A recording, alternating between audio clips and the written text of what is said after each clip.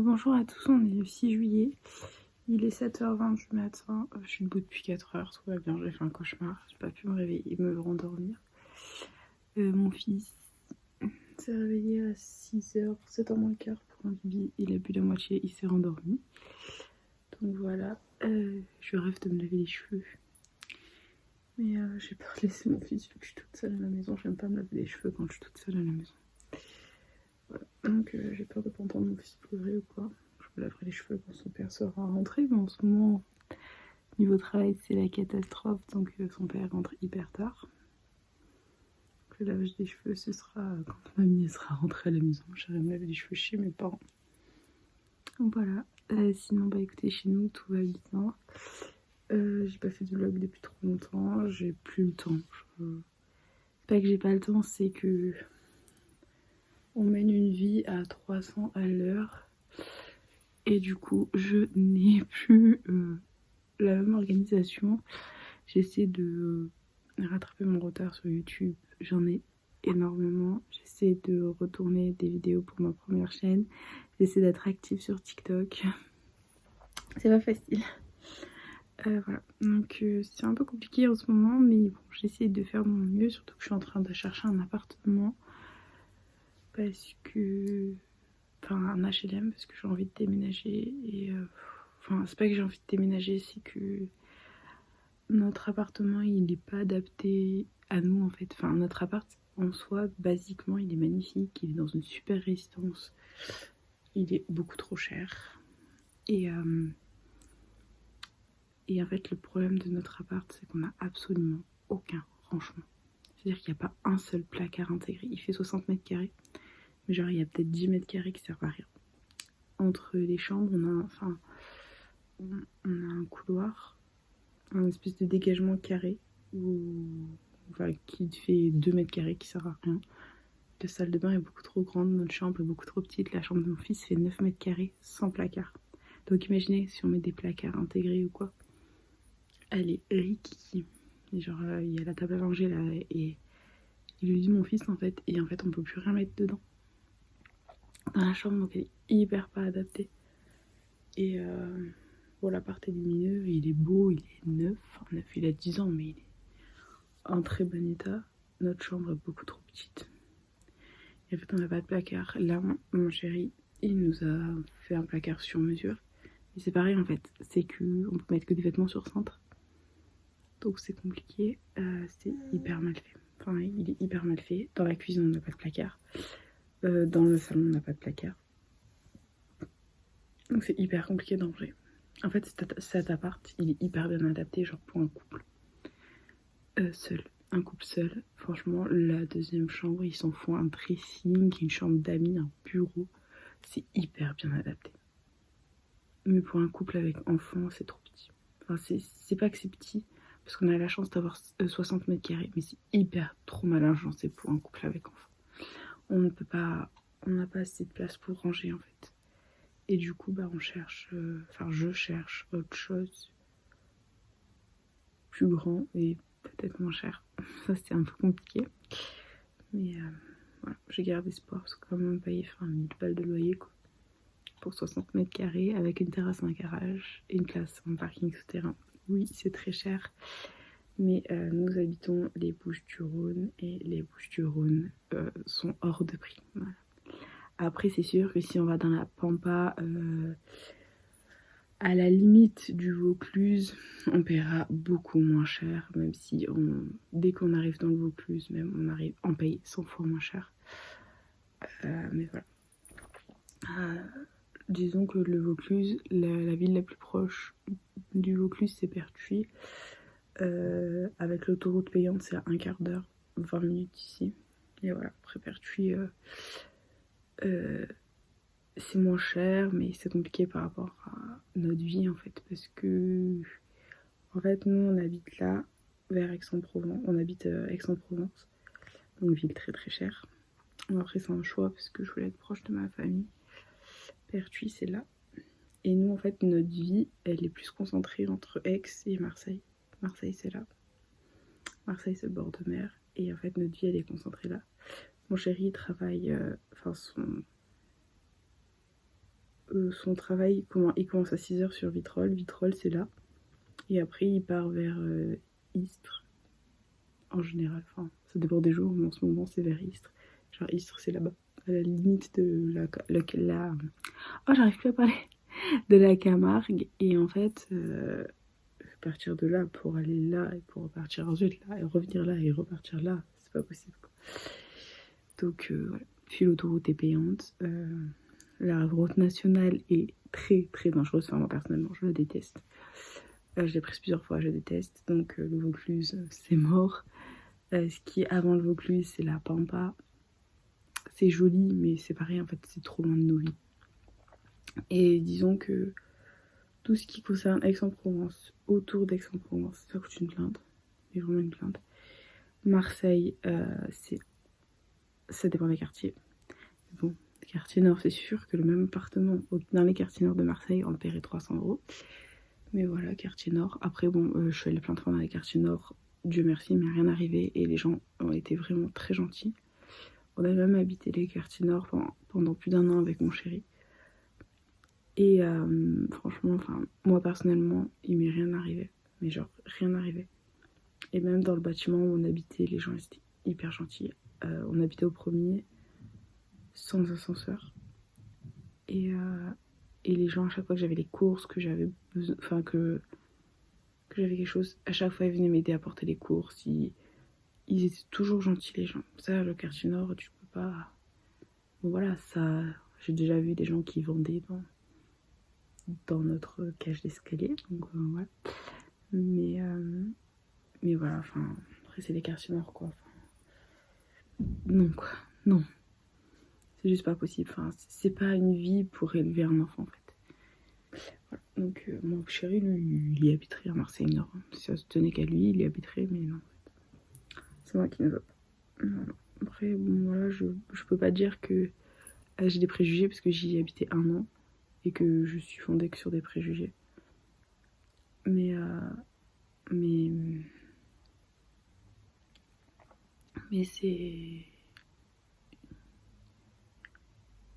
c'est franchement, enfin, c'est pas possible d'y élever un enfant, en fait. On n'élève pas un enfant. Enfin, si on peut éviter de faire en sorte que l'enfant grandisse dans les quartiers, bah, on évite. Puis c'est pour ça, enfin, j'aimerais trouver un appart avec un loyer moins cher pour qu'on ait droit aux APL, parce qu'en fait, au plus ton loyer est cher, au moins t'as le droit aux APL. Et enfin, c'est vraiment cher. Ou alors, à la limite, payer le même montant, mais avoir plus grand, plus fonctionnel. Le seul critère de mon chéri, c'est le garage. Mon chéri, il s'en fout, il habite n'importe où, lui, tant qu'il y a un garage. Et un petit extérieur, quoi. Là, on a une terrasse. Elle est agréable. Mais voilà. Mon chéri, sa seule exigence, c'est le garage. Ma seule exigence, c'est habiter à côté de chez mes parents. Donc bon, c'est un peu compliqué. C'est un peu compliqué d'habiter à côté de chez mes parents. On a voulu acheter et en fait on peut pas acheter parce que je suis en congé parental. Louer c'est pareil, je suis en congé parental donc ça plaît pas aux agences. De toute façon les agences, moi c'est hors de question, hein, ils te prennent 4 000 € de frais d'agence. À peu près, c'est en train de se réveiller. Ils te prennent 4 000 € de frais d'agence, donc c'est même pas à la peine, même pas en rêve en fait. Disons que pour le même quartier, là où on habite, c'est pas hyper huppé, hein, c'est la périphérie, c'est pas hyper huppé, c'est résidentiel. Voilà, le même appart qu'on a. Là, on a la chance parce qu'on est passé par un particulier. Que voilà, quand on l'a rencontré, en fait, je lui ai raconté mon histoire, je dis que j'étais enceinte et que j'avais besoin d'un appartement et que je voulais vivre à côté de ma famille. Et en fait, le propriétaire qu'on a, c'est quelqu'un qui cherchait des locataires sur le long terme. Donc, bah, nous, on est là. Voilà, on n'était pas exigeant et en plus, le propriétaire nous a demandé juste un loyer d'avance. Il nous a même pas demandé de frais, rien du tout. Il nous a pas demandé de frais, de ci, de ça. Juste un loyer d'avance. Et c'est tout, quoi. c'est tout. Et il a pas été exigeant au niveau des revenus, tout ça.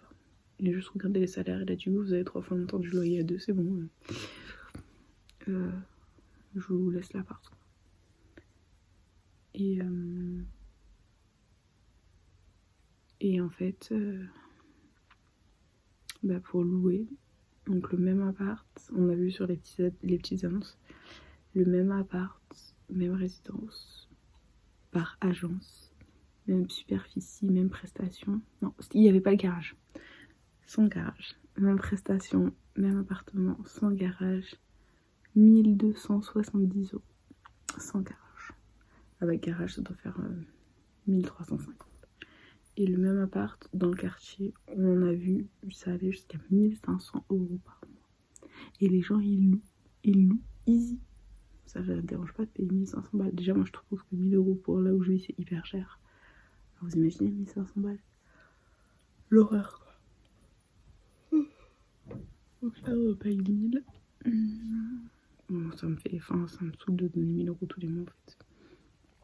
Mais bon, pas le choix. Ça fait partie du game. Ça fait partie du game, voilà. On a la chance d'avoir un chez nous, d'avoir un toit, de pas être à la rue, quoi. Donc c'est déjà une très très très grande chance. Donc, voilà. J'essaie de voir un peu les sociétés qui louent des HLM un peu moitié privées en fait. Enfin, je sais pas comment vous expliquer, mais il y a des sociétés qui louent des HLM. Enfin, c'est pas HLM, c'est des appartes, mais c'est des sociétés privées qui louent des HLM. Voilà, sans passer par les demandes d'HLM de l'État, parce que les demandes d'HLM de l'État, ça fait au moins 4 ans que j'en ai fait, j'ai jamais eu d'HLM. Et bon, là je vais en visiter un aujourd'hui. Le loyer il est un peu moins cher. La superficie, elle est énorme. En fait, je l'avais visité, pour tout vous dire, l'année dernière, je l'ai visité. Et en fait, c'était un appart, c'est un duplex, c'est à 500 mètres de là où j'habite. C'est un duplex, dernier étage, avec 2 chambres, une salle de bain, une très grande pièce de vie. Il fait 78 mètres carrés l'appart.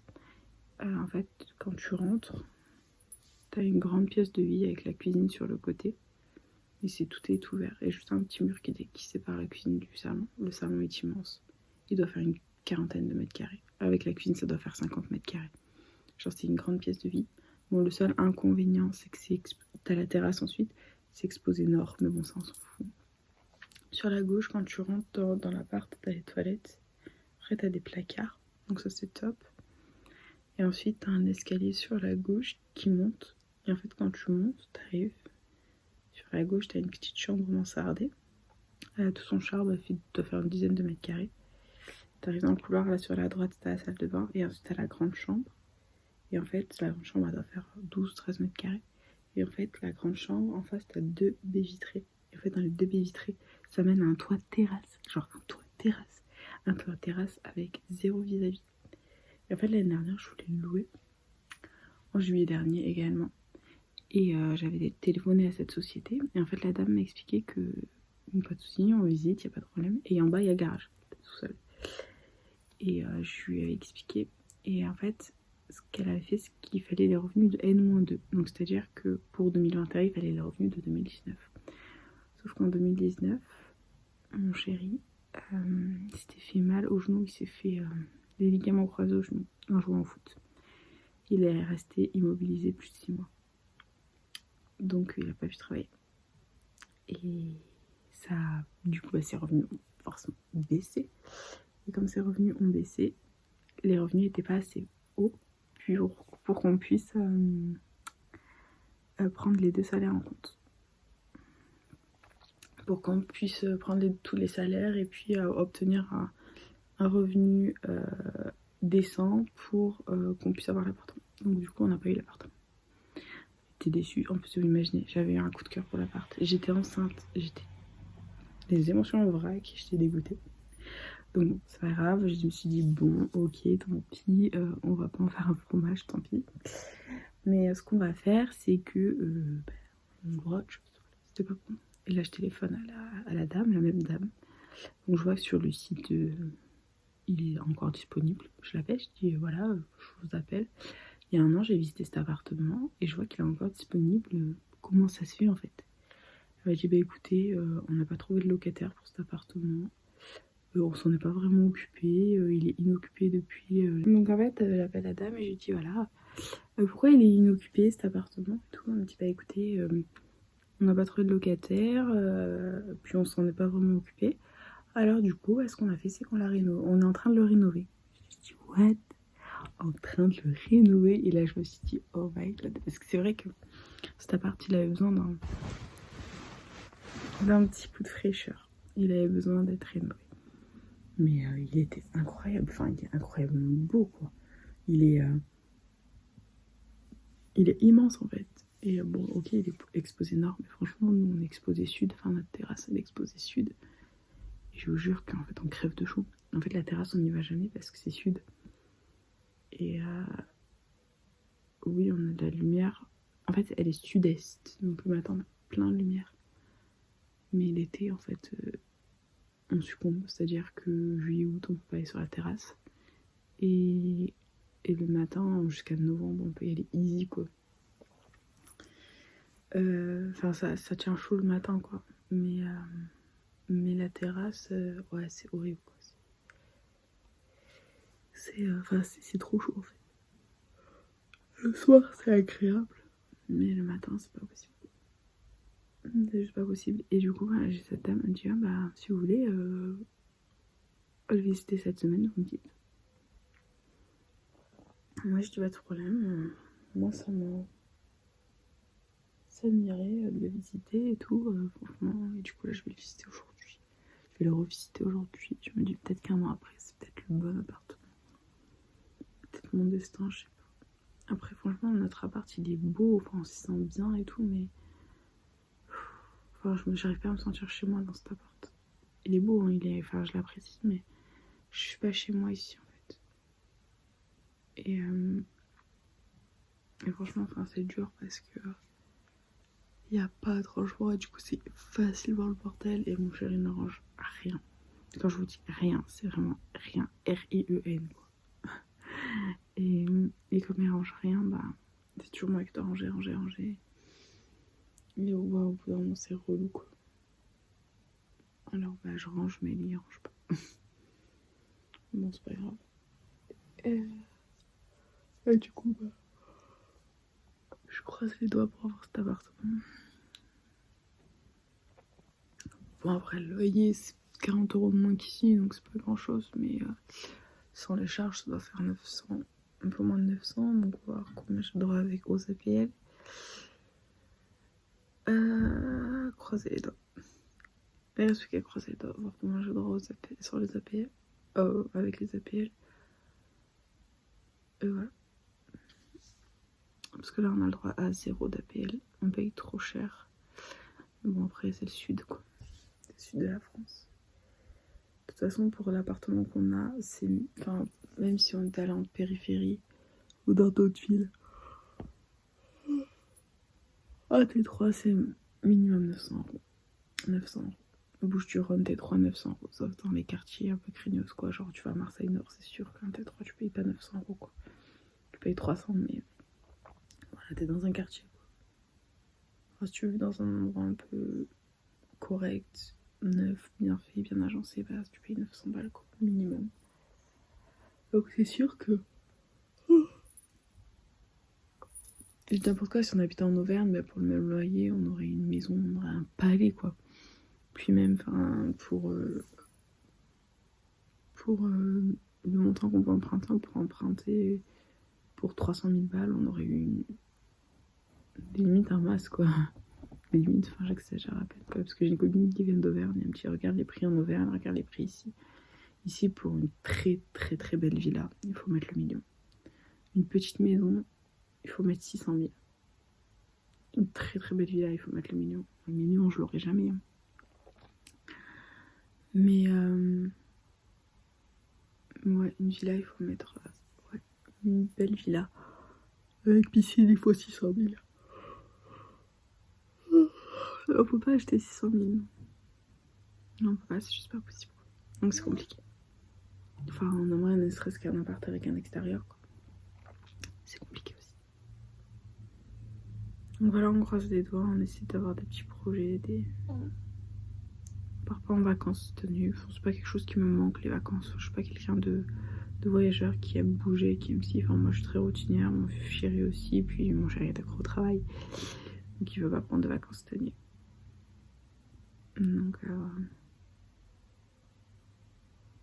Donc oui, rester dans la routine, ça me dérangera pas, franchement, pas du tout.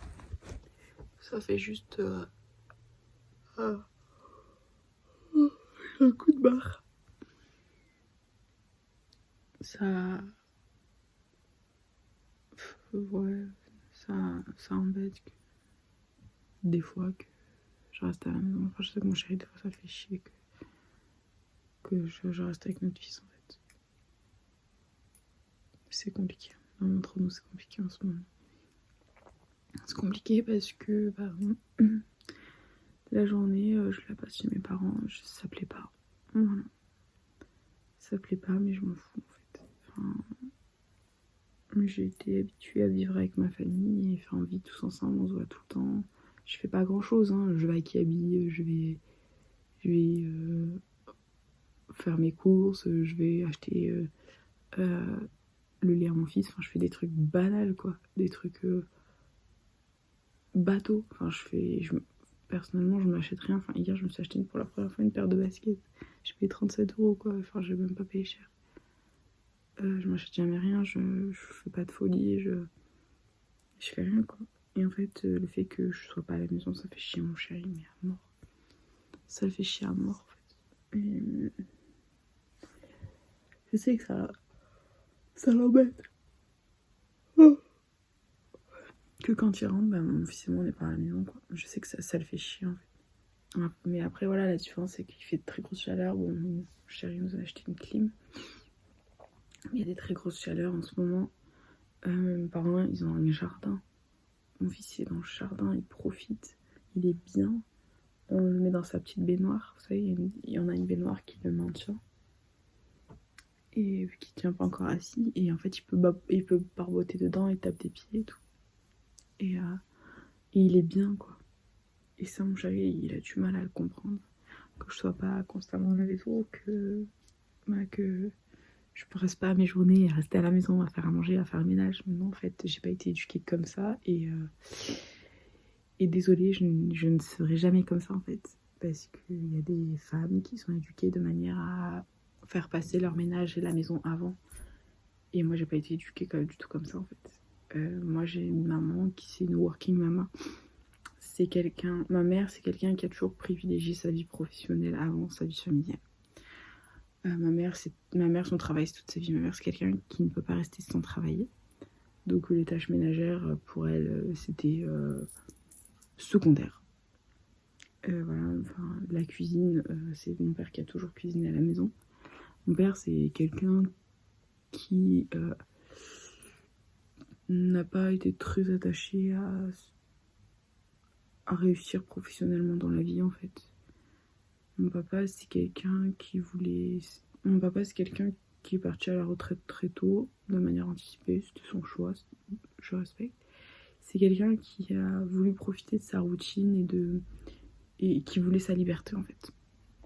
Voilà, enfin, mes parents, c'est deux caractères totalement différents. Mon papa, c'est quelqu'un, voilà, qui veut sa routine, sa liberté. Et ma mère, c'est une working mama, en fait. C'est quelqu'un qui ne peut pas rester sans travail. Ma mère est accro au travail, enfin, même limite, quand elle est en vacances, elle trouve ça trop long. Parce qu'il faut qu'elle travaille. Et ça lui fait du bien, en fait, de travailler à ma mère. Et ouais. Elle est dans la même boîte depuis 1988. Enfin, ma mère, sa vie, c'est le travail.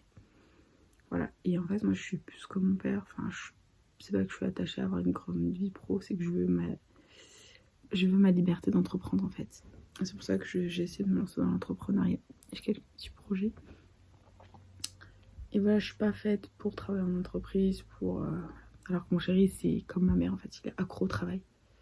Il est accro au travail. Et comme je suis une femme, forcément, mon chéri pense que je devrais rester à la maison pour faire le ménage, ranger ma maison et après sortir. Mais en fait, non, ça fonctionne pas comme ça. C'est que je sors quand j'ai envie de sortir en fait. Le ménage il attendra. J'ai été éduquée comme ça. Je veux dire, on vit pas pour nettoyer sa maison en fait. J'ai été éduquée comme ça. Enfin, je veux dire, ma maison c'est pas la maison la plus...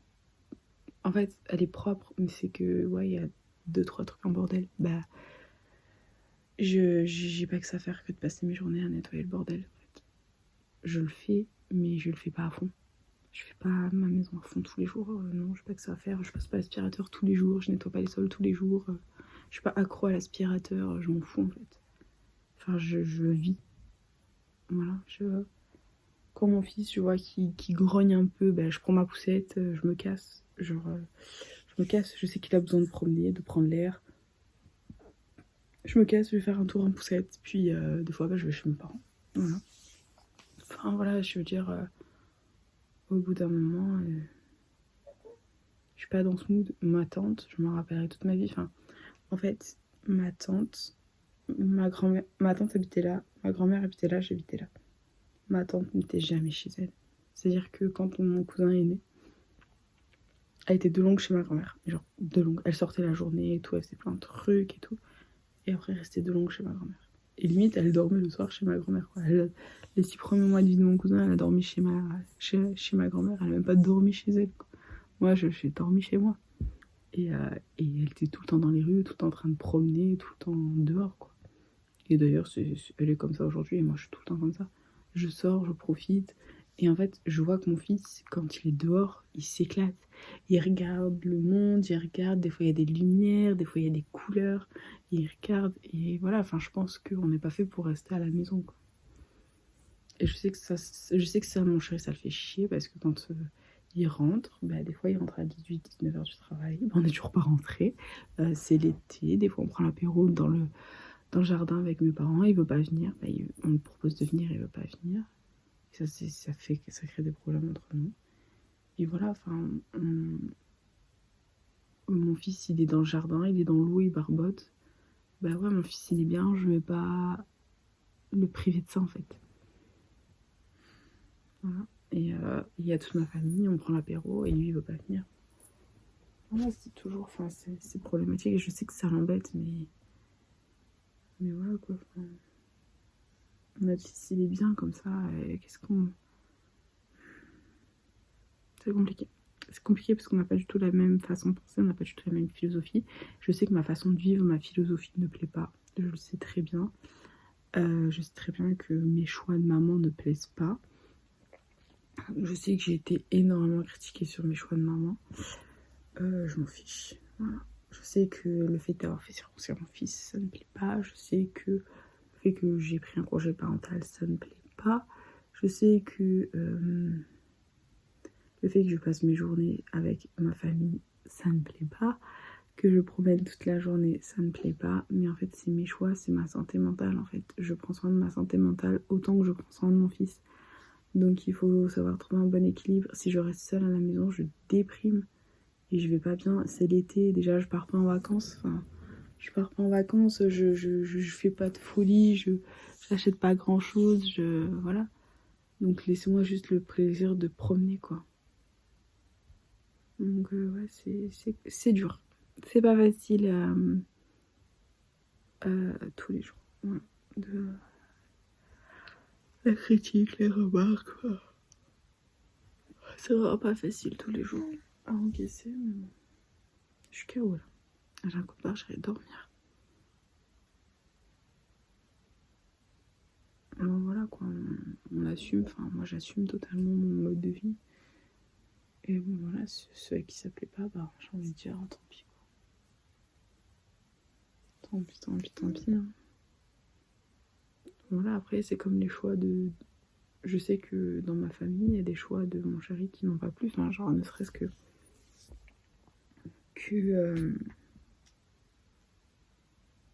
Enfin... Non. Ouais, ne serait-ce que... Enfin le vaccin du BCG. Le vaccin du BCG, gros débat. Gros débat. C'est pas ma famille qui n'a pas accepté le débat du tout, parce que ma famille, au contraire, ma mère est infirmière, elle me pousse à le faire. Chez moi, ils sont tous dans le médical, donc on me pousse à le faire. Mon chéri est un anti-vax. Et il me dit oui, pourquoi tu lui fais... Déjà, mon chéri comprend pas. Pourquoi tu lui fais un vaccin tous les mois à ton fils? parce que ce sont des vaccins obligatoires et que c'est la pédiatrie qui lui fait. Et que je lui fais. Ok, bon, sur ça, ok. Le vaccin du BCG, donc pour la tuberculose, tout ça, il n'est plus obligatoire. Et j'ai décidé de le faire à mon fils. Et il me dit, pourquoi tu lui fais faire des vaccins en plus? Parce que lui, en fait, mon chéri, quand tu lui dis vaccin, il voit que notre fils va être fatigué le soir même. Pendant les 24 heures qui suivent, il va être fatigué. Il va être grognon, il va faire de la fièvre, il va être fatigué. À chaque fois qu'il a fait des vaccins, il est comme ça. Et mon chéri, il s'arrête à ça. Je lui ai dit, il me dit oui, pourquoi? J'ai dit, bah déjà, premièrement, la tuberculose, je trouve que c'est une sale maladie. Et j'ai pas envie que mon fils l'attrape. Il me dit, ouais, et s'il doit l'attraper, il doit l'attraper. Oh, mon chéri. Je dis, ok. Et je dis, il y a des tuberculeux chez toi. Il y a eu des tuberculeux quelques générations avant toi, chez toi. Oui, et comme ça, il me dit. Et après, je dis, bah, j'ai pas envie que mon fils l'attrape. Oui, mais tu te rends compte que avec tous les vaccins que tu lui fais faire, bah, il va être malade à cause de toi. Je dis, bah, je préfère que mon fils il soit grognon pendant 24 heures et qu'il ait fait le vaccin plutôt qu'il chope la tuberculose. Je dis, je crois que t'as pas conscience de ce que c'est, cette maladie de merde. Et après, il me dit, ouais, bah au final, fais ce que tu veux. Bah ouais. En fait, oui, mon fils il va faire le BCG. Il y a une recrudescence de tuberculose. Ma mère, elle est cadre de santé. Elle voit les patients malades tous les jours. Elle me dit, quand il y a une recrudescence de Covid ou d'une maladie, elle me dit en fait. Et la tuberculose, bah, il y en a. Parce que vu que c'est plus obligatoire, bah, ça revient. Après, c'est obligatoire si tu voyages, tu fais des trucs comme ça. Mais moi, mon fils, je veux lui faire faire. J'ai demandé à la pédiatre. La pédiatre nous a dit que c'était vivement conseillé, même si on voyageait pas. Elle a dit, vous avez raison de lui faire le BCG. Elle a dit, nous, on le fait plus, on n'est plus autorisé à le faire en cabinet. Vous allez dans un centre, enfin nous à l'hôpital, ils le font. C'est une infirmière qui va le piquer et franchement, enfin, je suis très contente qu'elle lui fasse. Je suis très très très contente. Voilà quoi. Et mon jeu, étant donné que lui, il aurait fait faire aucun vaccin autiste. À la carrière, j'ai dit, mais t'es malade ou quoi? J'ai dit, moi je fais tous les vaccins, je veux qu'il soit protégé. Voilà. Je crois que je vais m'allonger, j'ai un coup de